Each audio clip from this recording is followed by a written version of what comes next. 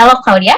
My name is Priscilia as the head of outreach at ExecuShe, and I have my coworker here too, Eva and Ardi. Eva is the deputy head of ExecuShe, and Ardi, who is responsible for every LinkedIn designs and every outreach designs for our products.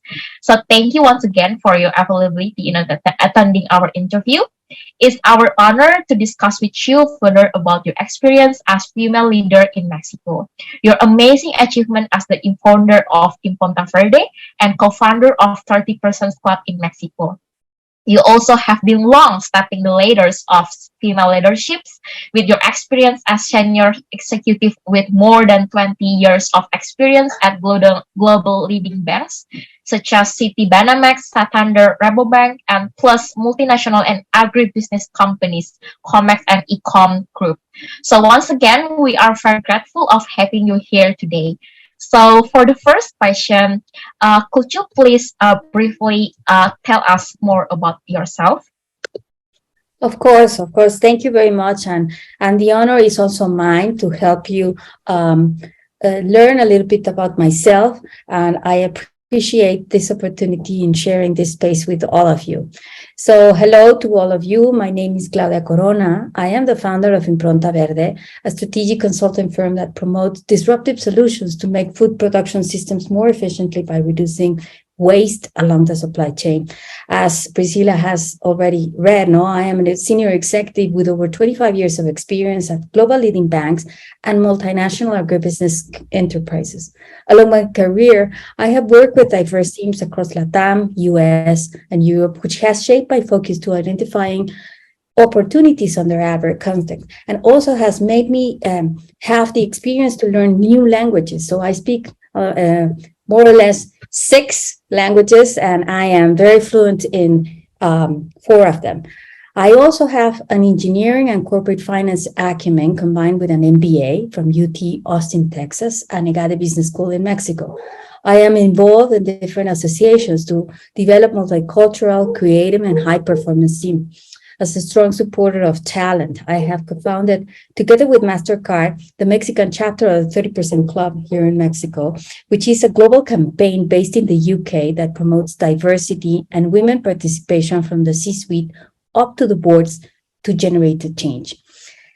I think that my backgrounds go back to my family. My father is a botanist, and he instilled me the curiosity for how plants develop. My mother is a cell biologist, and she taught me the amazing details that make the human body work. Both of them taught me how to recycle, reuse, and contribute to this world by taking care of diversity. So this may sound like a little bit naive, at those moments, but nowadays we see these common words coming back to our minds of how the planet is working. I believe that this is the origin of why at this stage I want to impact on our food production systems to combat climate change. So that's part of my origins, and glad to continue with the following questions.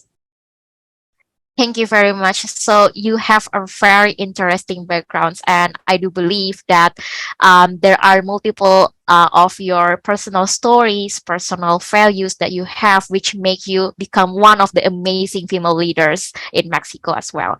So for the next question, so after we know that you have been long stepping the ladders of the female leadership with the more 20 years working in multiple sectors of companies, what made you really decide to leave your position after working more than 20 years in global banking and leading multinational companies?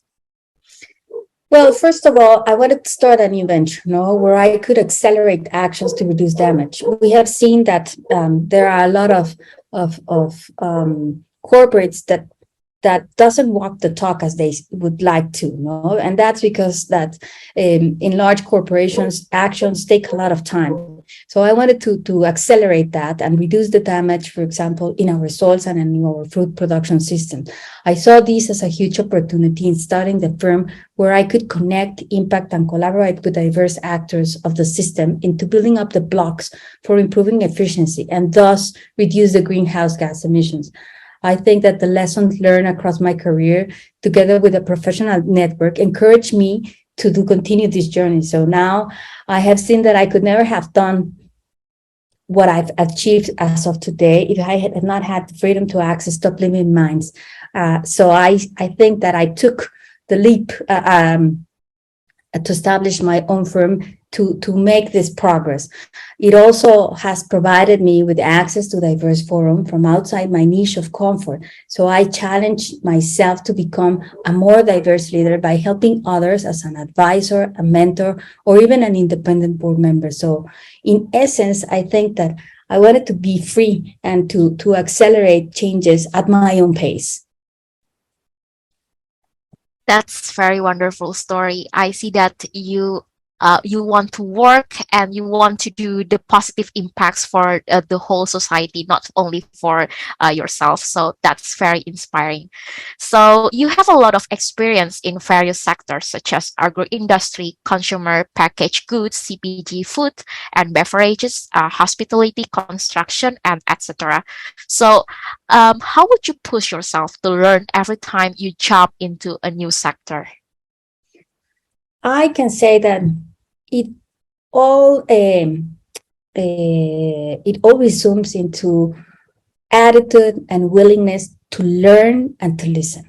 It depends on the sector, as one each one represents a new challenge with common patterns and unique indicators. Those are like the key skills, no?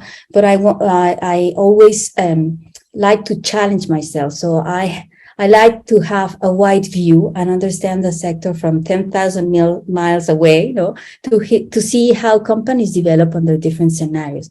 I am a great listener with a strong focus on results and details. So I like to zoom in and then zoom out to gather insights that can help me understand what stakeholders like and their relationship. So this is why I admire this Greek philosopher Epictetus, who says, and whose quote is, we have two ears, just one mouth, so that we can listen as twice as we speak. So that's in essence what I can let you know how I push myself. I like to listen and to learn.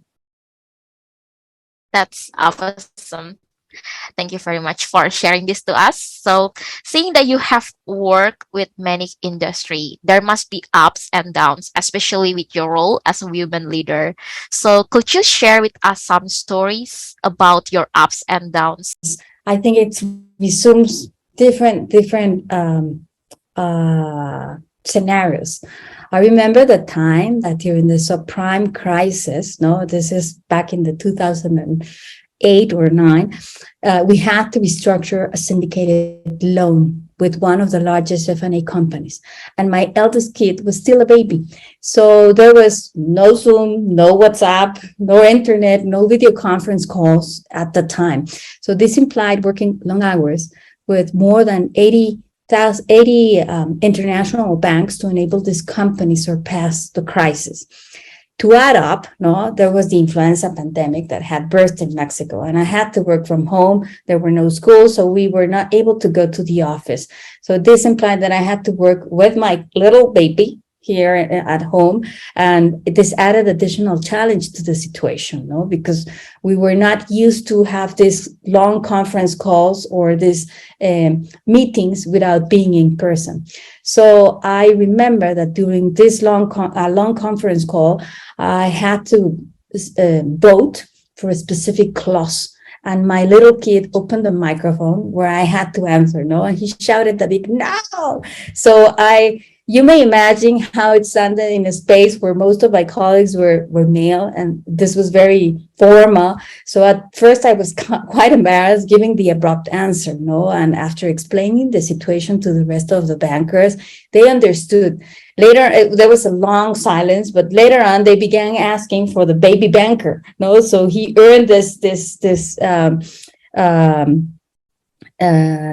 words, no, to express his vote to as a sign of making me feel more comfortable for working with him while taking this enormous challenge. I think that there was a sign of empathy from my teammates, no, and along the different conferences, we built a level of respect for each other, as this situation helped to break the ice, no, and cultivate this type of confidence among us.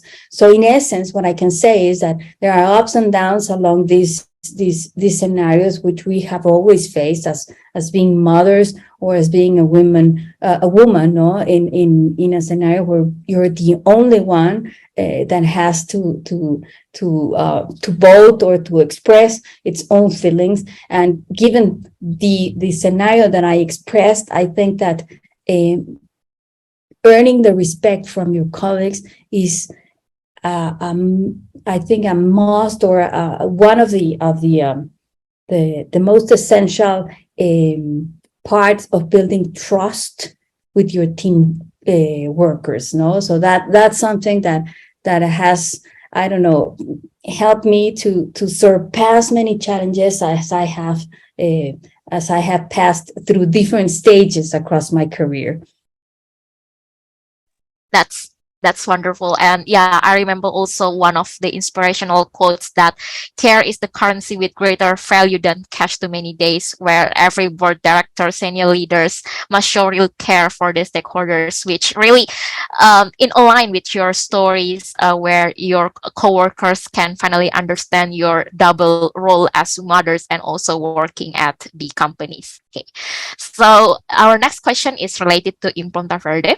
So, how would Impronta Verde as a consulting firm help the environment at the moment? How do you see Impronta Verde in terms of environmental, social governance pillars? Because some companies seem to be doing very well for the environmental pillar, but maybe not as much progress towards the social and governance pillars. Of course, Impronta Verde, its name comes from Italian. It says green footprint. Impronta is footprint, Verde is green. So I think that, yes, you're totally right. There must be a balance, no, between these three strong pillars. But Impronta Verde was built to develop strategic solutions to reduce food waste, as this is one of the top contributors of greenhouse gas emissions in the world.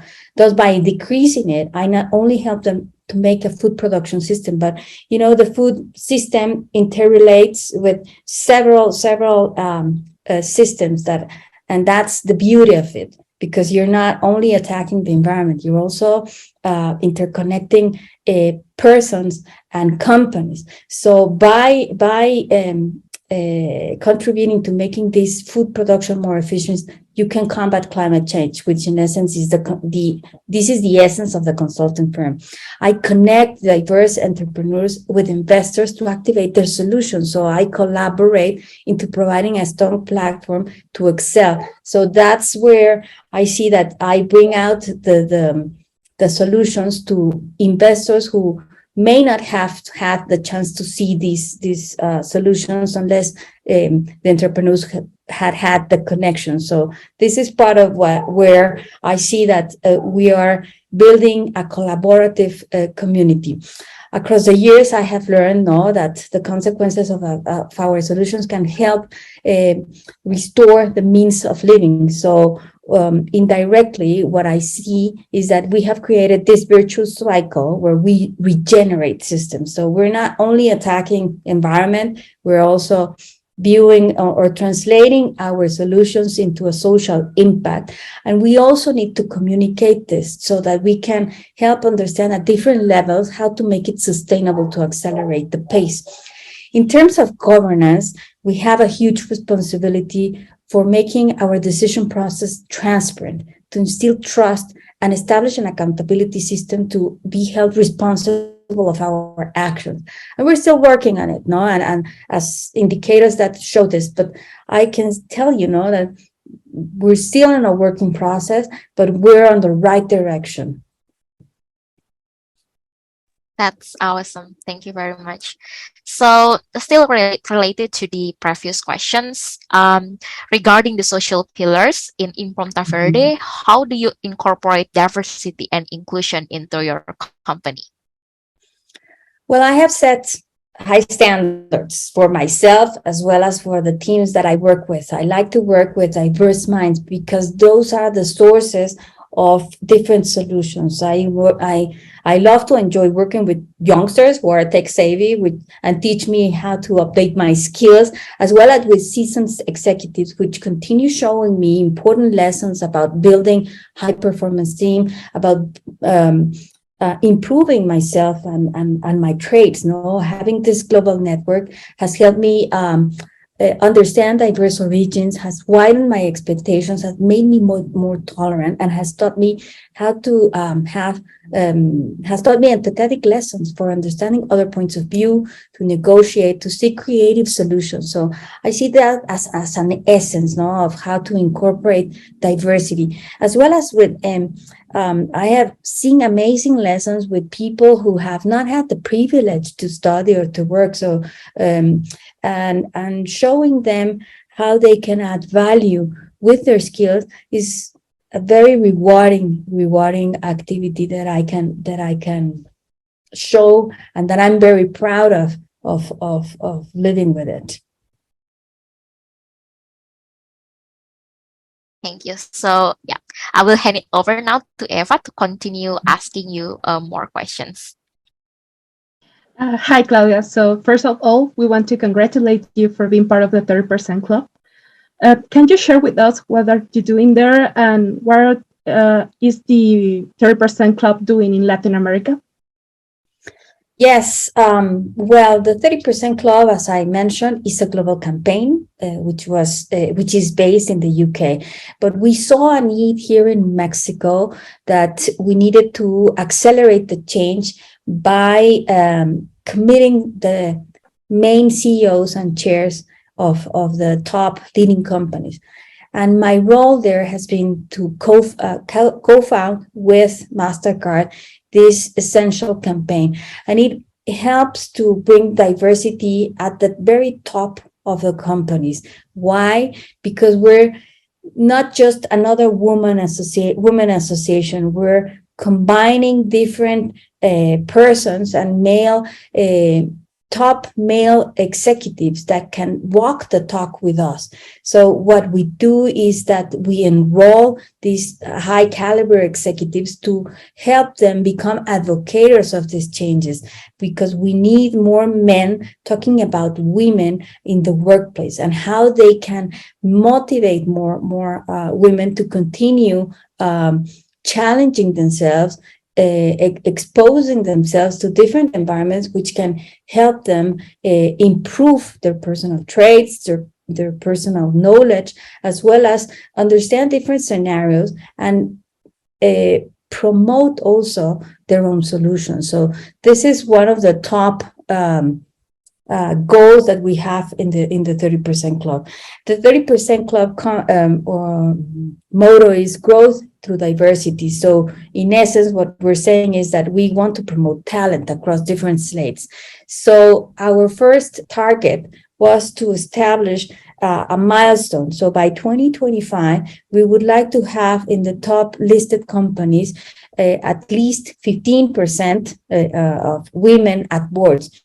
Currently here in Mexico, we started with 2, and we have progressed up until last year that we have the latest results, and we are currently at 11%. So what we're seeing is that there is an additional change, in how large companies are turning their eyes into how to tackle diversity and include it as part of their culture, because it's not just including women because they have to comply with different requirements, but it's including a more diverse culture that can help them understand different perspectives and help them improve the results. So there are a lot of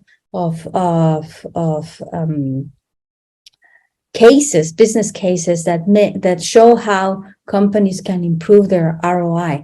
They can also retain talent. And talent is a huge variable and a huge factor of how companies can change and work together in building a culture of trust and working along with different different people to improve and create along a journey that has not been that welcoming, no, to different perspectives. I'm also involved in designing the strategic approach and establishing the main initiatives to help this scale up with high caliber, top ranking executives. So throughout the path, we are impacting at diverse levels: the corporate, the professional, and the personal. And we're helping individuals and companies show what are the benefits, no, of having this type of culture in their own entities, and by helping to innovate also in their companies, they can continue seeing the benefits of what we are showing. And with LATAM, we are building this enormous network which can share across different countries, no, the lessons that we have learned. So we like to share what is happening in LATAM and to make it visible, no, under a very potent platform. So that's one of the main key issues why the 30% Club under this umbrella has been very successful in scaling up their leitmotif, no? So we are including, for example, our next milestone is to build up a network with top-ranking Latin female women to promote them into boards into the US. So in essence, what we're doing is pushing up the standard and helping more women from LATAM walk all the way through to the most competitive market, which is the US. As a Mexican, I'm pretty inspired by your work. It's nice to meet someone that is doing a lot for women to aspire for leading positions. So in a personal way, I truly appreciate all the things that you're doing. So for the next question, changing a bit the topic, we know that family is a fundamental pillar on the Mexican society. We always want the best for our family members as they do for us. What would you recommend to your daughter and son to get through the invisible glass ceiling? Well, I had always told them, no, that there is a huge opportunity in learning to use your voice. It doesn't matter if you're a boy or a girl, but you need to learn to put power into your voice. Your voice is your most essential tool. So I have had, like you said, no, I am a very fortunate mother because I have a boy and a girl, and this has made me challenge my mindset on the importance of showing family values. But I think that respect, honesty, and empathy and trust are top-ranking values that that forge at the very essence of a family the true values, where you can help your kids understand from their privileged position how they can use their voice, no? So I have always showed them as a working mother that they can be heard whenever opinions are expressed with respect. And in terms of tolerance, I have also let them know that they have to set boundaries and to show them that they enjoy a huge privilege, that they have had the access to education, and that their family has always loves them dearly, and pushes them to become the best human beings of themselves, the best they can be. No, so it takes a lot of courage, it takes a lot of willingness, but it also takes. You have to have a strong support system that can help build this culture towards moving forward.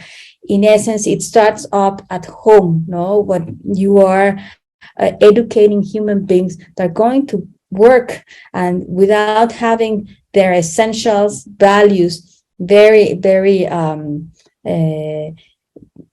without having their values at the very, at the stem of their how can I put it, at the stem of their essence, you cannot ask them to do what they were not taught to, no? So I think that as women, we also need to help them polish their skills, their human skills, because they're not hard and soft skills, they're human skills, and develop a strong confidence through helping them be the best human beings that they can be.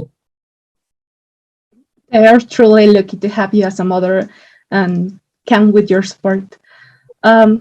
Speaking about ceiling, why do you think there are so few women leaders? Is there anything or any specific support that women need? Well, I think that there are not so few women leaders. No, it depends, or women founders. It depends on what are you measuring.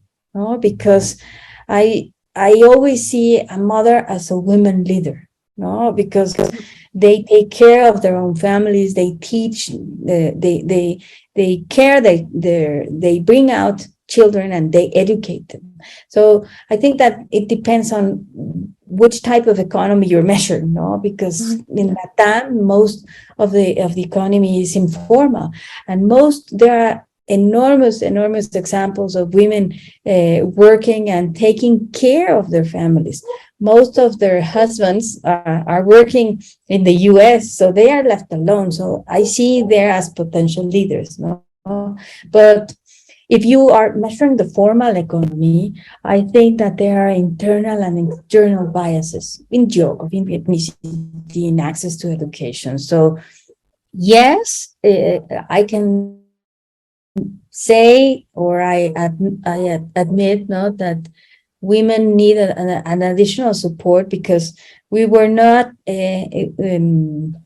since ages, no, we have taken care of children at home, taking care of we have additional chores at home, no? So if we build up a system where women can have access to diverse centers where they can take care of children when they are working, and can provide assistance with education after school along the different growing stages, because it's not when they are just babies, but across the different growing stages, then you can have additional time, no, to educate yourself, or to have access to different environments.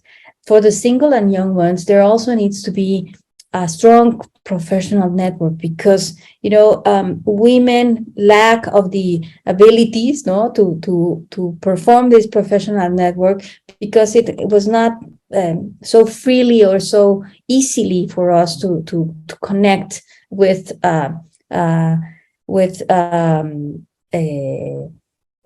to connect with professionals under a very strict environment. So helping you provide this professional network can open the doors to new challenges and offer guidance and sponsorship and mentor programs to polish your traits and diplomatic skills.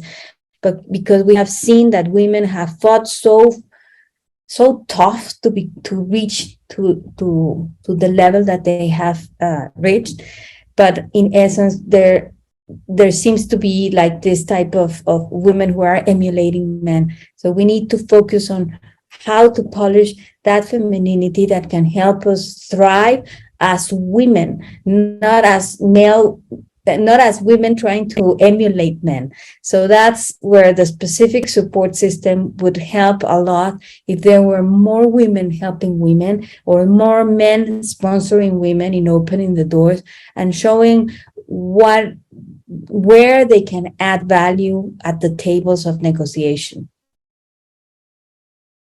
So following this idea, and talking specifically about founders, we have seen that there are less than 1% female founders in the S&P 500 companies, while the gender share is like decision-making power through shares. Is typically high for changes here, so there are more female headcounts for the founder position. Well, I see there's a change in the mindset, no? Because female founders are not, like I said, no, if you're measuring the informal market or the formal market. But I see that there are female founders which are not included in the metric, and not all want to become listed companies. Not all. Perhaps there is not enough ambition because, or let me put it in a different way. I think that women found with they're moved by a purpose and not by becoming an S&P 500. But so if you are led by the ambition of becoming an S&P 500, maybe you're following a different model where the economics are behind instead of the purpose. No, and I understand that business have to be profitable, but at some point I have seen that there is like the short-term view and the long-term view. So if you focus on becoming the largest company, maybe you lose the focus of the core business, no? And you become a follower of the share price value on a quarterly basis. So you are focusing on the short-term view instead of the long-term view. So I have seen and that the largest private companies have had the longest periods of are the ones who have survived the most.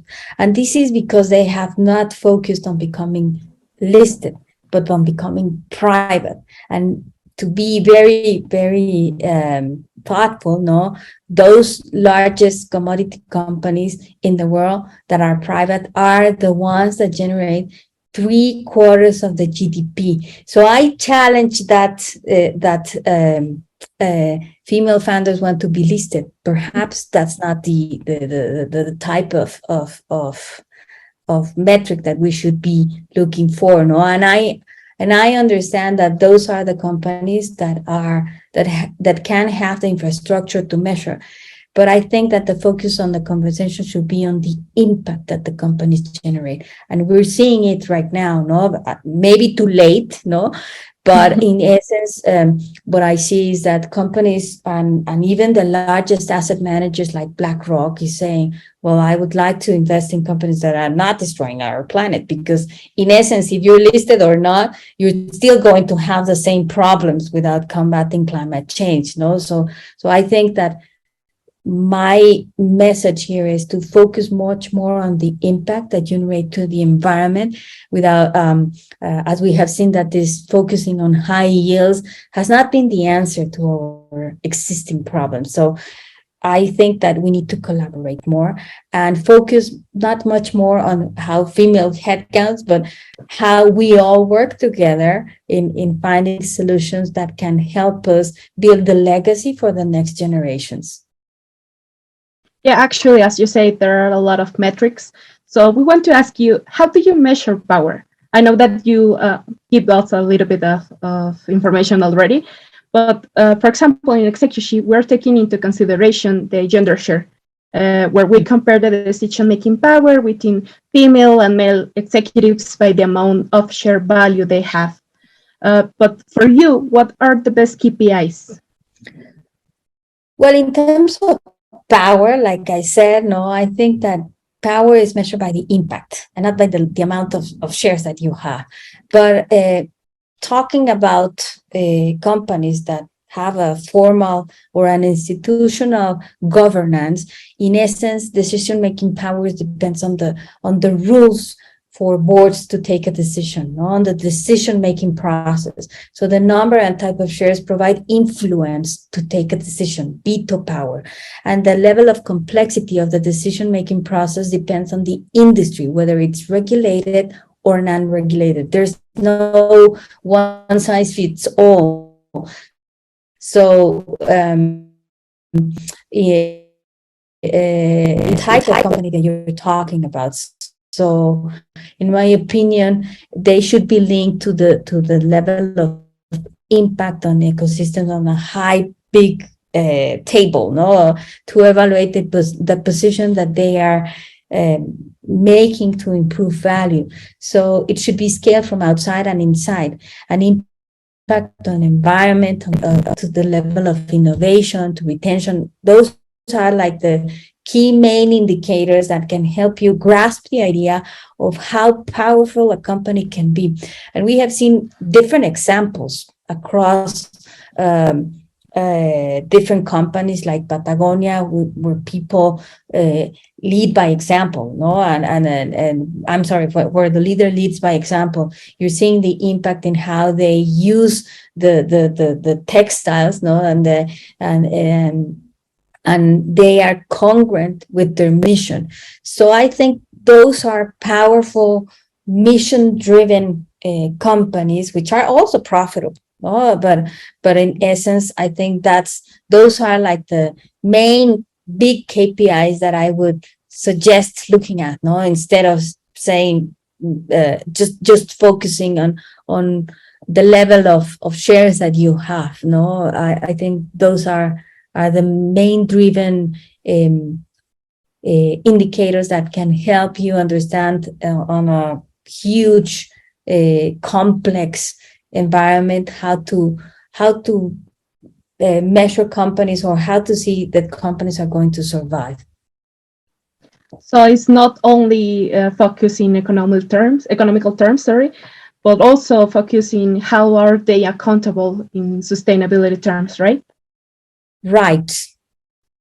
Thank you very much, and glad to continue working. And I think that this is a working process. No, I think that we need to show different varieties on how women can excel and thrive across different scenarios. And there is a place for everybody. I think that we need to collaborate more in how we can provide access to different stereotypes and to different mindsets, no, but it has to start with how we can change our culture, and cultures are not built on a day by day, on a 1 day scenario. No, these are built across different stages, and I think that we're moving forward to that scenario, but we need to accelerate more. No, I'm glad to be a catalyst of this type of movements that can help visualize and make it visible to more women that or different people know that they can thrive if they also have access and the privilege to continue, but also the willingness and the attitude to learn and to listen, which is less expensive, no, in that sense. We have found that only male dominant roles hold dominant power. We're talking about CEOs, executive chairmen, founders. Meanwhile, other positions commonly held by women as human resource do not have much power in comparison. How we can break these stereotypes or give more power to that positions? Well, first of all, I think that you don't empower someone, no, because if you empower someone, you can take it off, no. But for example, if you see what happened during this crisis, the COVID pandemic, no, I see that CEOs and executive chairmen, regardless of the amount of shares that they could have, they had to take out, no, or to cross out the way they were working, because they had to tackle a very difficult position under an uncertain world. So that broke the ice. And actually, I think that the HR people, no, or even the different levels of executives help to survive this crisis. No, for example, the well-being was not taken into consideration, and now it's a must.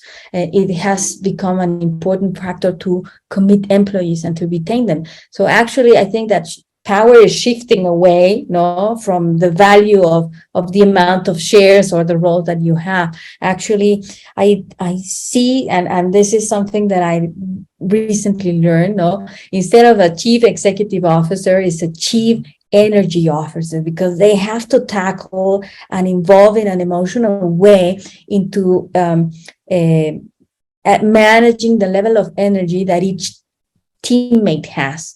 So what I'm saying is that this crisis opened the way and paved the way to a different connection with employees, no, by showing human skills can help you understand how stereotypes can be broken, no? And the additional part of this is how companies understood that digitalization was an essential access to information. So if you can see, no, that the chief energy officer is now depending on what the well-being of employees, but also how technology is helping us understand these new patterns, no, and this access to information to have and to grasp the trends of understanding consumption patterns, the level of impact that we are doing. So what you are seeing is right in this period, no, a shift on the power that is leading more to a human-based society. Okay, so since we have seen that you're very successful and so inspiring for me, especially, what will you say to the women who are building their careers to become the future female leaders? Let me see if I can rephrase because I have problems with listening to the whole. So, what would I say to new women, or is that the question? Yeah, to the women who are building their careers. Well, of course, let me. That's very interesting. But I would say to women, to all levels of young people who are building their careers, I think that you need to focus on the 4 P's that I recently listened. No, you have to be prepared to receive nice and bad feedback. No, or let me put it in a different way: to build like a core on how to accept constructive feedback. You need to build a professional network that can help you open doors, but also that can expose you to different situations. I have always told my mentees, no, to look for a sponsor and to also look for someone outside their network, no, to look for someone who has additional experience, a seasoned professional that can help you see what you don't see. You need to polish your traits, to identify where you're good at, where you can add value, but also willing to shape yourself and to learn different types of decision-making process. I think you need to shape yourself and to be willing. Lessons that I always tell either a woman or a boy. No, I see that it doesn't depend on the gender. I think it depends on the attitude. So if you are willing to do something or willing to polish yourself, it can help you. It can help you, and it will open you the doors to different companies, geographies, as well as different businesses that you are willing to let you expose yourself. Okay, so the last question. What is your ideal picture of gender diversity in companies? My ideal picture. Well, I think that, how can I put it? It depends on the type of company. No, I think that if it doesn't matter who is at what type of how can I put it? What type of genders you have, no? But what type of talent that you have, what type of diversity of, for example, one from Asia, one from Europe, one from the US, but it depends on the type of problem you're trying to solve. Because if you're a company that is focused, for example, on restoring soils, no, in Mexico, you have to understand the level of economy that is here. So you would like to have talented people who understand the economy, who understands the patterns, who understands the chemistry, who understands. I think that it depends on the type of problem that you're tackling. But in essence, the wider that you can have, the better. Even we have seen, and just to give you an example, we have seen that there are more psychologists, organizational newborns. Why? Because they understand the way that you can be motivated to take a decision. So, and they also understand consumption patterns, which is essential into understanding human psychology. So you have to work with different egos, different factors that can help you thrive and motivate the change. So that's very I know it's very broad, but it depends on the situation that you are going to tackle. Because once you have defined the problem, then you can ask for help, and it doesn't matter who is going. It doesn't matter whether it's one from Europe or one from Asia. It depends on the talent, in essence.